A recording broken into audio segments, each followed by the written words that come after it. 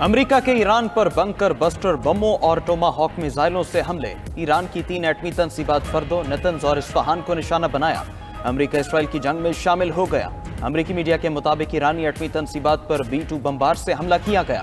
फर्दो एटमी plant पर 6 bunker buster bomb गिराए गए। फर्दो एटमी प्लांट पर 30,000 पाउंड वजनी GBU-57 बम गिराए। नतंज और इस्फहान की एटॉमिक साइट्स पर 30 टोमाहॉक मिसाइल दागे गए। 400 मील दूर मौजूद आबदोजों से टोमाहॉक मिसाइल फायर किए। ट्रंप ने व्हाइट हाउस के सिचुएशन रूम में बैठकर हमले को मॉनिटर किया। हमले के फौरी बाद ट्रंप का इस्राएली वज़ीर आज़म नेतन्याहू को फोन, ईरान की एटमी तंसीबात तबाह करने की इत्तला दी। ट्रंप का कहना है अमेरिकी फौजी कार्रवाई कामयाब रही, दुनिया में कोई और फौज ऐसा नहीं कर सकती थी। अब भी अमन कायम न हुआ तो अगला एक्शन तेज होगा।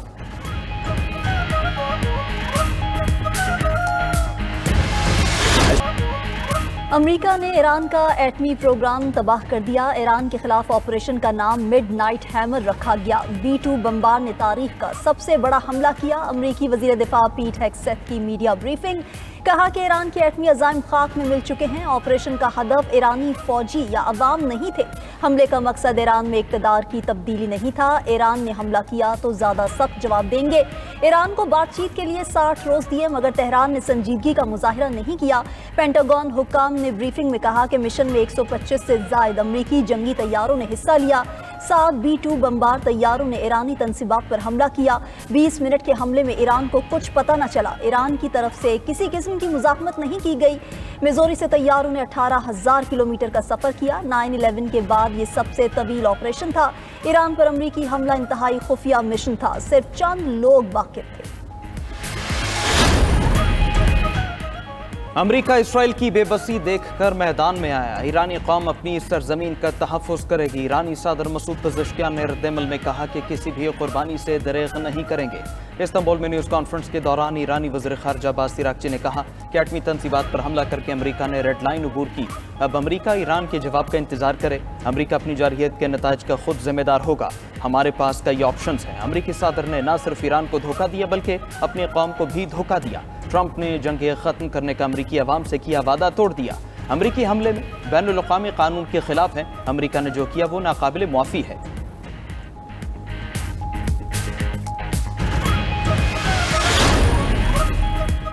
अमेरिका को पहुंचने वाला नुकसान ईरान से कहीं ज्यादा होगा। अमेरिका जंग में अपना नुकसान कराने के लिए शामिल हुआ। ईरानी सुप्रीम लीडर आयतुल्लाह खामनाई का अमेरिकी हमलों पर रद्द-ए-अमल।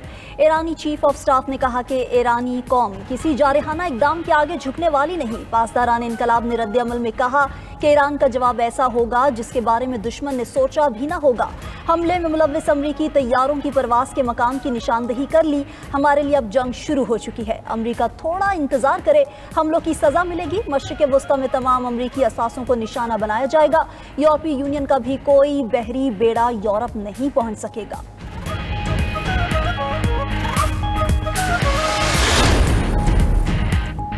ईरान के जवाबी हमले के लिए तैयार हैं। ईरान से तनाज़ा तवील होने का खौफ नहीं। अमरीकी नायब सदर JD वेंस का कहना है हमारी जंग ईरान के एटमी प्रोग्राम के साथ है। ईरानी एटमी प्रोग्राम को लंबे अरसे के लिए पीछे कर दिया। अमरीकी हमले के दौरान ईरानी मिसाइल प्रोग्राम नाकाम साबित हुआ। अमरीका ईरान में हुकूमत की तब्दीली नहीं चाहता। अमरीकी वज़ीर ख़ारजा मार्को रूबियो ने कहा ईरान के पास एटम बम बनाने के लिए सब कुछ मौजूद है। ईरान के पास 9 या 10 एटम बम बनाने के लिए अफसोदा यूरेनियम मौजूद है। ईरान आपना होमस बंद करता है तो ये एक भयानक गलती होगी। आपना होमस बंद करना ईरान के लिए मुआशी खुदकुशी होगा।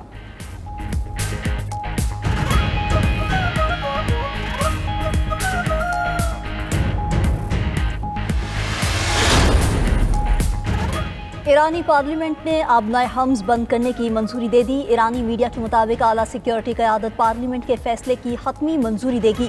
यमन के हौसियों ने भी आबनाए बाबुल मंदब बंद करने की धमकी दे दी। शिपिंग कंपनीज के मुताबिक आबनाए हम्स की बंदिश के खदशात पर तेल के जहाज़ों के किरायों में 15% तक इजाफा हो गया।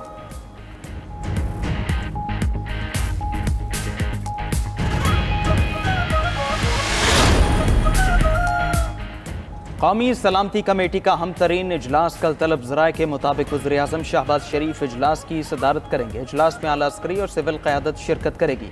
ईरान इसराइल अमरीका तनाज़े पर तफसीली मुशावरत होगी। इजलास में मुल्क की सिक्योरिटी सूरत हाल और ख़ित्ते की मौजूदा सूरत हाल पर गौर होगा। इजलास कल दोपहर 12 बजे वज़ीर आज़म हाउस में होगा।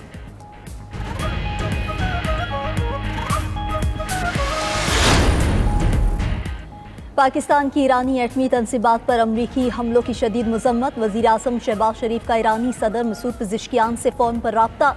ईरान पर अमरीकी हमलों की शदीद मजम्मत की। वज़ीर आज़म ने कहा कि अमरीकी हमले इसराइली जाहिलियत के तसलसल में हुए।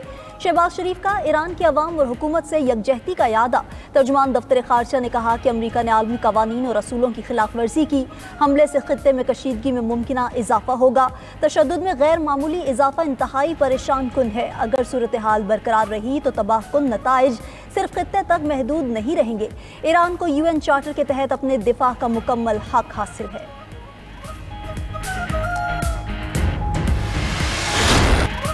ईरान का इसराइल पर पहली बार 3rd जनरेशन खैबर शिकन मिसाइलों से हमला। तल अबीब, हैफा और दीगर इसराइली शहरों में मुतादिद इमारतें तबाह। खैबर शिकन मिसाइलों के हमले में 86 इसराइली जख्मी हो गए।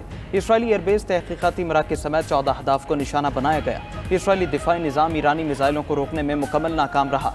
पासदारान इनक़िलाब के मुताबिक ये मिसाइल मोहलिक तरीन है, जो फ़ज़ाओं में हदफ तक चकमा देने की सलाहियत रखता है। ठोस ईंधन से चलने वाला खैबर शिकन मिसाइल 1450 किलोमीटर तक मार कर सकता है। दूसरी तरफ इसराइली जंगी तैयारों का ईरान में दर्जनों फौजी अहदाफ पर हमला। इस्फहान, बुशहर, अहबाज और यज़्द में मिसाइल साइट्स को निशाना बनाया गया।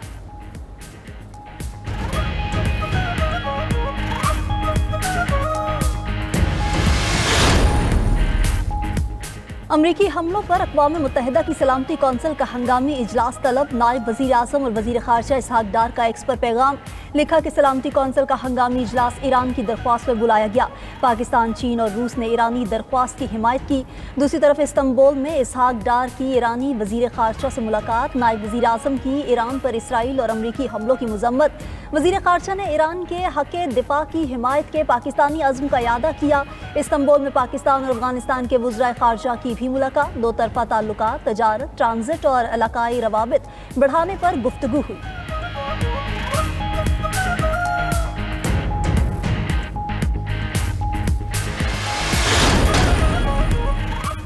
मुल्क के मुख्तलिफ इलाकों में प्री मानसून बारिशों का सिलसिला जारी। इस्लामाबाद, मरी, कश्मीर और गिलगित में बारिश से मौसम खुशगवार हो गया। लाहौर, रावलपिंडी, गुजरावाला में बादल बरसे तो गर्मी की छुट्टी हो गई। हाफिजाबाद, मियांवाली, मंडी बहाउद्दीन और दीगर शहरों में भी बारिश। महकमा मौसमियात के मुताबिक बारिशों का सिलसिला परसों तक जारी रहेगा।